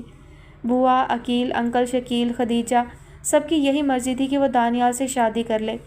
دانیال وہ شخص تھا جسے ابی جان نے اس کے لیے چنا تھا، لیکن اسے افروز کی زندگی میں شامل ہونا تھا، اس لیے سعادت بیگ اپنا وعدہ نہ نبھا سکے تھے۔ دانیال مرزا اچھا شخص تھا، اس نے اس سے چڑنا چھوڑ دیا تھا۔ وہ گھر آتا یا عقیل کے گھر اس کی ملاقات تمکین سے ہوتی، وہ دوستوں کی طرح ہی اس سے بات کرتی تھی، لیکن اس نے کبھی ایک لمحے کے لیے بھی نہیں سوچا تھا کہ وہ کبھی دانیال سے شادی کرے گی۔ نہیں، میں اپنی زندگی تنہا گزار سکتی ہوں، افروز کی یادوں کے ساتھ۔ اس نے وہاں ہی قبر کے پاس بیٹھے بیٹھے سوچا۔ میرا خیال ہے اب چلیں، دیر ہو گئی تو بوا پریشان ہو جائیں گی، اور پھر مناسب بھی نہیں ہے دیر سے جانا۔ دانیال نے کہا تو وہ پلکوں پر اٹکے ہوئے آنسو ہاتھوں کی پشت سے پہنچتے ہوئے کھڑی ہو گئی، اور دونوں آگے پیچھے چلتے ہوئے نیچے اترنے لگے۔ ارے تمکین، تم جا رہی ہو؟ میں ابھی چائے بنوانے جا رہی تھی، خدیجہ نے تمکین کو چادر لیتے دیکھ کر پوچھا۔ ہاں، بہت تھکاوٹ ہو گئی ہے، کچھ ریسٹ کروں گی، رات کو آؤں گی پھر۔ ٹھیک ہے، آرام کر لو جا کر، تم اپنی صحت کا بھی تو خیال نہیں رکھتی ہو۔ بوا نے تمہاری بہت شکایتیں کی ہیں۔ عقیل کی شادی کی مصروفیات میں تم سے بات نہیں کر سکی، اب فارغ ہوئی ہوں تو تمہاری خبر لیتی ہوں۔ تمکین کے لبوں پر مدھم سی مسکراہٹ نمودار ہوئی۔ بوا تو چاہتی ہیں کہ میں کھا کھا کے پہلوان بن جاؤں۔ خیر اب تو تم جاؤ، بعد میں بات ہوگی۔ خدیجہ بھی مسکرا دی۔ عقیل کی شادی کو سادگی سے ہوئی تھی، پھر بھی بے حد تھکاوٹ ہو گئی تھی۔ رات بھی وہ سب جاگتے رہے تھے۔ بارات بالا کوٹ جانا تھی تو واپس آتے آتے خاصی دیر ہو گئی تھی۔ صبح کے قریب کہیں جا کر آنکھ لگی تھی، لیکن ولیمہ چونکہ دن کا تھا اس لیے انکل شکیل نے سب کو ہی جگا دیا تھا، اور پھر فارغ ہو کر گھر آتے آتے 5 بج گئے تھے۔ تمکین کچھ دیر تو بیٹھی تھی، لیکن پھر اٹھ کھڑی ہوئی تھی۔ 2-3 گھنٹے کی نیند لے لوں تو رات تک فریش ہو جاؤں گی۔ یہی سوچتے ہوئے چادر ٹھیک طرح سے اپنے گرد لپیٹتے ہوئے وہ باہر نکلی تو اپنی جیپ کے ساتھ ٹیک لگائے کھڑے دانیال مرزا کو دیکھ کر وہ ٹھٹک کر رک گئی۔ آپ یہاں کیوں کھڑے ہیں؟ حال سے تمام بچا ہوا کھانا لے کر ابھی آیا ہوں۔ کھانا اندر بھجوا کر سوچ رہا تھا کہ آپ بھی کچھ دیر آرام کر لیں اپنے ہوٹل جا کر، یہاں اندر تو بہت ہنگامہ ہے۔ ابھی میں بھی کچھ دیر سونے کے لیے گھر جا رہی ہوں، اس نے خلوص سے مشورہ دیا۔ تمکین، دانیال نے ایک گہری نظر اس پر ڈالی۔ میں صبح واپس جا رہا ہوں، 2-3 دن کراچی رہ کر امریکہ چلا جاؤں گا۔ ہفتہ بھر پہلے ہی چلا جاتا، لیکن عقیل کی شادی کی وجہ سے رک گیا تھا۔ لیکن میری وجہ سے اگر آپ کو کوئی تکلیف… کیسی بات کرتے ہیں آپ؟ تمکین نے اس کی بات کاٹ دی۔ آپ کی وجہ سے تو میں کئی بار موت کے منہ میں جانے سے بچی، اور آپ تو میرے ایسے دوست ہیں جن سے میں نے ہر بات شیئر کی ہے۔ یہ دوستی دائمی دوستی میں بھی بدل سکتی تھی تمکین، اگر آپ چاہتی تو۔ اتنی جلدی یہ سب ناممکن ہے، بہت مشکل۔ تو دانیال کی آنکھیں چمک اٹھیں۔ میں انتظار کر سکتا ہوں تمکین، 1 سال 2 سال، تم کوئی آس کا دیا تو میرے ہاتھ میں تھماؤ۔ ابھی سے میں کچھ کیسے کہہ سکتی ہوں دانیال؟ تمکین نے پہلی بار اس کا نام لیا۔ ہو سکتا ہے 2 سال بعد بھی میں اپنے آپ کو افروز کی یادوں سے آزاد نہ کر سکوں۔ بے شک ہمارا ساتھ مختصر تھا، لیکن… اس نے بے بسی سے دانیال مرزا کی طرف دیکھا۔ آپ اپنی زندگی کے 2 سال رائگاں کر دیں اور… نہیں، رائگاں ہوں گے میری زندگی کے 2 سال۔ یار جو وقت کسی انتظار میں گزرے، کسی خوبصورت انجام کے انتظار میں، وہ کہاں رہے گا جاتا ہے۔ وہ مسکرایا۔ تو میں آج سے ٹھیک 2 سال بعد آؤں گا، ٹھیک ہے نا؟ میں تم سے رابطہ نہیں کروں گا، لیکن تم سے غافل بھی نہیں رہوں گا۔ وہ بے حد اشتیاق سے اس کے تھکے تھکے چہرے پر نظر ڈالتے ہوئے بولا۔ اتنی تھکن اور اداسی میں یہ حسن سوگوار قیامت ڈھا رہا ہے۔ جب یہ مسکرائے گی، خوش ہوگی تو میرے دل پر سے تو ایک ساتھ کئی قیامتیں گزر جائیں گی۔ وہ دل میں سوچی گئی اپنی بات پر خود ہی کھل کر مسکرایا، اور بے اختیار اس کے لبوں سے نکلا، تمکین تم بے حد خوبصورت ہو۔ تمکین کے رخساروں پر ہلکی سی سرخی پھیل گئی اور اس نے نظریں اٹھائے بغیر کہا، اب میں چلتی ہوں۔ تمکین، اسے مڑتے دیکھ کر بے اختیار دانیال نے پکارا۔ میں تمام دن کا تھکا ہوا، تو تمام شب کا جگا ہوا، ذرا ٹھہر جا اسی موڑ پر، تیرے ساتھ شام گزار لوں۔ تمکین ٹھٹک کر رک گئی۔ یکدم افروز نے جیسے اس کے کانوں میں سرگوشی کی تھی، ذرا ٹھہر جا اسی موڑ پر۔ دانیال ہولے ہولے چلتا ہوا اس کے قریب آ کر کھڑا ہو گیا۔ میں صبح بہت سویرے نکل جاؤں گا، ہو سکتا ہے رات بھی ملاقات نہ ہو سکے، کہ جانے سے پہلے ہم کچھ وقت اکٹھے نہیں گزار سکتے۔ اس کے لہجے میں کچھ ایسا تھا کہ بے حد تھکے ہونے کے باوجود تمکین خاموشی سے اس کے ساتھ پلٹ گئی۔ پھر شہر سے دور ایک پرفضا مقام پر وہ اندھیرا پھیلنے تک بیٹھے رہے۔ اس شام دانیال نے اسے اپنے متعلق، اپنے بابا جان کے متعلق بہت کچھ بتایا، اپنے خواب، اپنی سوچیں، اپنے بچپن کی یادیں اس سے شیئر کیں۔ پتہ ہے تمکین، میرے بابا جان مجھ سے بہت پیار کرتے تھے، ہم دونوں جیسے ایک دوسرے کے دل میں رہتے تھے۔ جب انہوں نے مجھے بتایا کہ انہوں نے میرا رشتہ طے کر دیا ہے تو مجھے ذرا بھی اعتراض نہیں ہوا، اور جب آپ ہی نے مجھے بتایا کہ تمہاری شادی ہو چکی ہے تو مجھے لگا جیسے میری کوئی بہت قیمتی متاع کھو گئی ہے۔ میں جانتا تھا کہ وہ لڑکی جسے بابا جان نے میرے لیے منتخب کیا ہوگا وہ یقیناً یونیک ہوگی، اور شاید اس پوری دنیا میں کوئی اور لڑکی ویسی نہیں ہوگی۔ ہے نا عجیب بات؟ وہ ہولے ہولے ہنسا تھا۔ وہ لڑکی جسے میں نے دیکھا تک نہیں تھا، اس کے کھو جانے کا دکھ میں نے ہفتوں منایا تھا۔ اسے خدا حافظ کہنے سے پہلے ایک بار پھر دانیال نے اسے باور کرایا تھا کہ وہ ٹھیک 2 سال بعد پھر آئے گا۔ 2 سال بہت ہے نا تمکین، ذہنی طور پر خود کو تیار کرنے کے لیے، لیکن اگر تم پھر بھی خود کو مائل نہ کر سکیں اس رشتے کے لیے تو میں مزید 2 سال 4 سال 8 سال انتظار کر سکتا ہوں۔ حسب معمول اس کی بات سنے بغیر وہ تیز تیز بولتا چلا گیا تھا، اور پھر تمکین کئی دن بے حد اداس رہی، جیسے کوئی اچھا دوست اس سے بچھڑ گیا ہو۔ پھر ہولے ہولے اس نے خود کو مصروف کر لیا، جاب نے بہت حد تک اسے مصروف کر دیا تھا اور وقت گزرتا جا رہا تھا۔ ماما، کیا آپ میرے لیے اداس ہوتی تھیں اور مجھے یاد کرتی تھیں؟ ہاں میری جان، میں تمہیں بہت یاد کرتی تھی۔ تمکین نے مسکرا کر تیمور کی طرف دیکھا اور اس کا ہاتھ پکڑ کر ڈھلوانی راستے سے نیچے اترنے لگی۔ وہ افروز کی قبر پر فاتحہ پڑھنے کے بعد ادھر ادھر کے ٹیلوں پر اور پہاڑوں پر گھومنے کے بعد واپس گھر جا رہے تھے۔ تیمور کو افروز کی طرح یہ جگہ، اس کے ارد گرد کا منظر سب بہت پسند تھا۔ پہاڑوں کے پیچھے سے سورج کو نکلتے اور ڈوبتے ہوئے دیکھنا اسے بھی بہت پسند تھا۔ مام کہتی تھی تمہارے پاپا تمہارے لیے بہت اداس ہوں گے اور انہیں تمہارا بہت انتظار ہوگا، لیکن انہوں نے کبھی آپ کا نہیں بتایا۔ انہیں میرے متعلق پتہ جو نہیں تھا جانو۔ تمکین نے چلتے چلتے رک کر اس کا رخسار تھپ تھپایا۔ اور آپ کو پتہ تھا میرا؟ ہاں، وہ مسکرائی۔ مجھے تمہارا بہت انتظار تھا، لیکن اس نے اپنی سسکی کو اپنے اندر ہی دبا لیا۔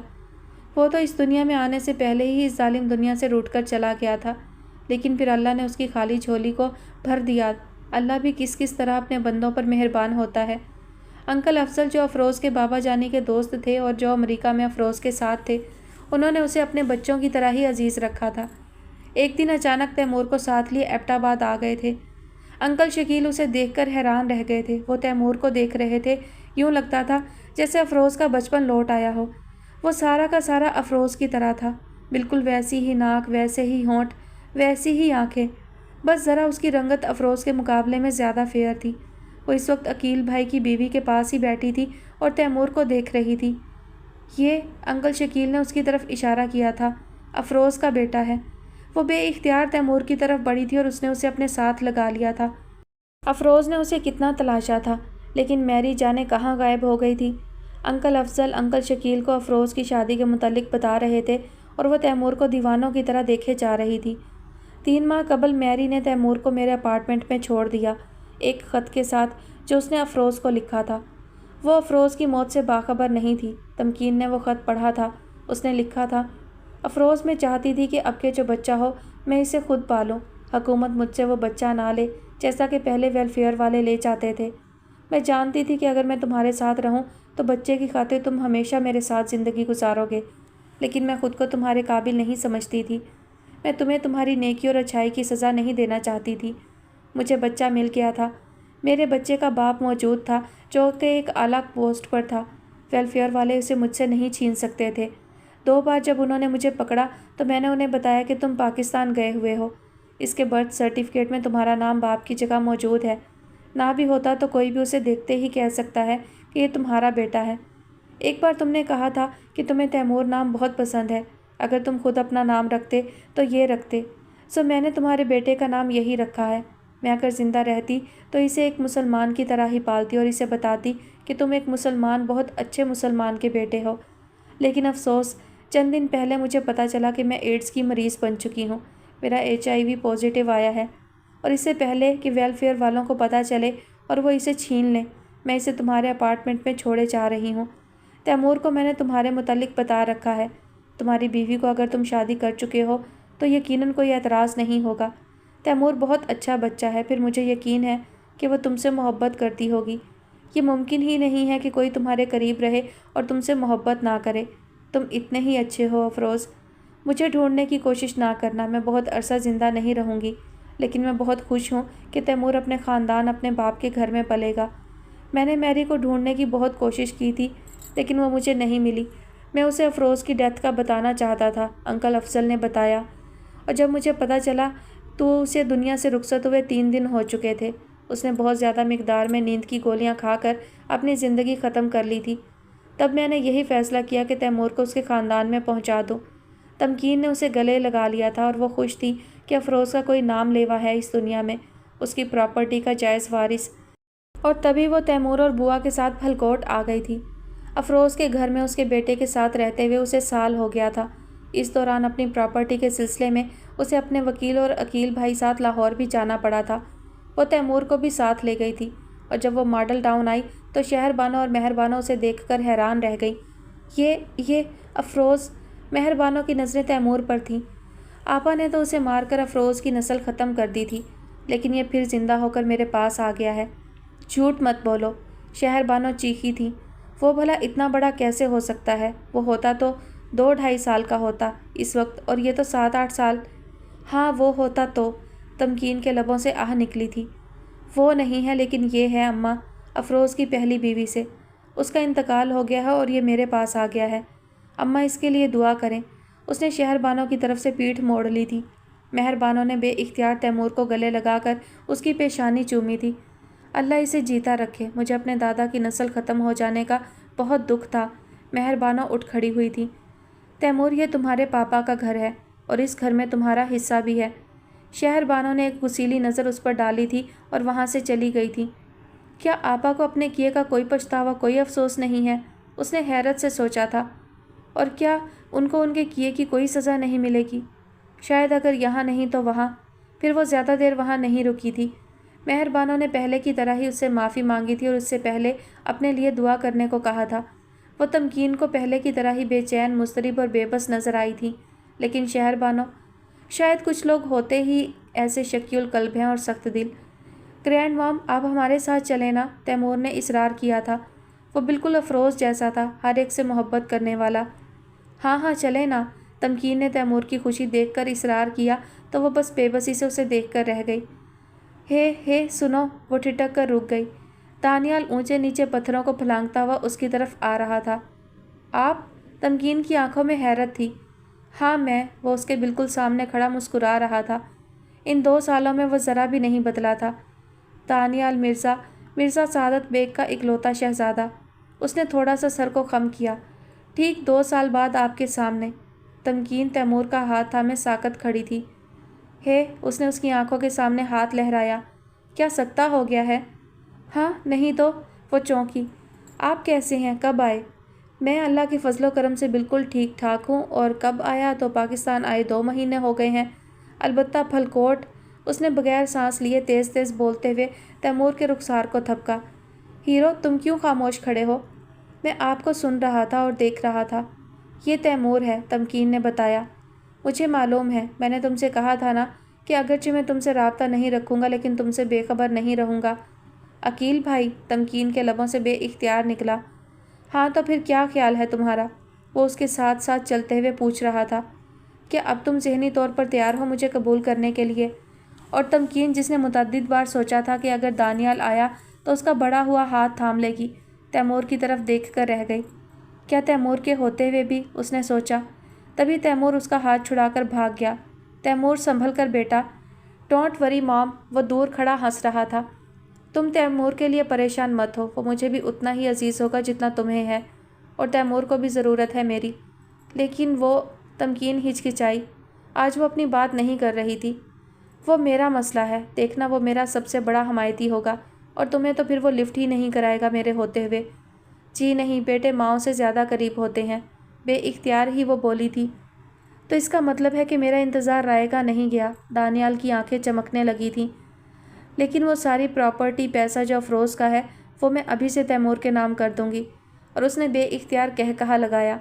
اگر یہ بات تم نہ کہتی تو میں کہہ دیتا۔ تھینکس تمکین۔ ویسے مجھے بوا کے سامنے دامن پھیلانا چاہیے یا انکل شکیل سے درخواست کرنی چاہیے؟ تمکین نے اس کی بات کا جواب نہیں دیا تھا۔